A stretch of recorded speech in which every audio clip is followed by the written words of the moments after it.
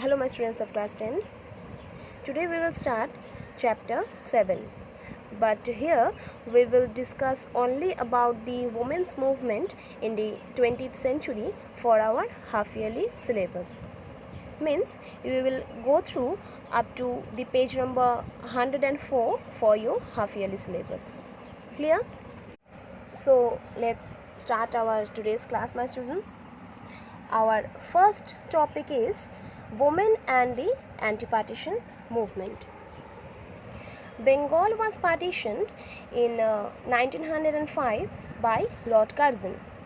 Women played an important role in the anti-partition movement. They were encouraged to come out of their home and take rightful steps in the national struggle. They boycotted British goods and began to use indigenous goods. The day of partition was observed by the women throughout Bengal as the day of protest.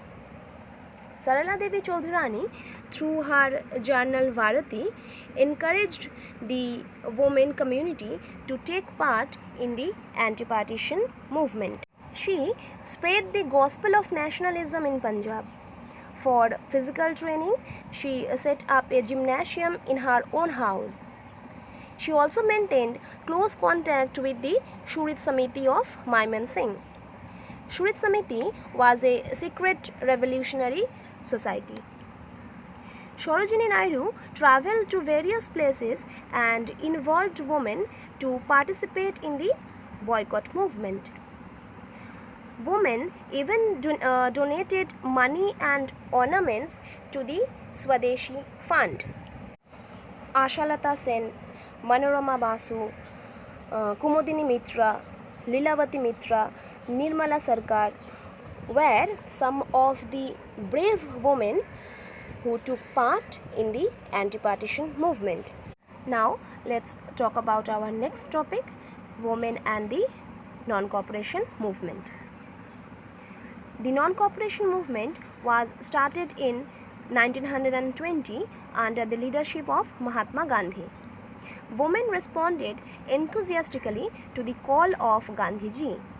They started picketing in front of government offices, courts, and shops selling British-made goods. The brave Bengali women like Bashanti Devi, Urmila Devi, Leela Roy of the respectable families of Calcutta took active part in the non-cooperation movement. Spinning and weaving were popularized by Urmila Devi among the women of the nation.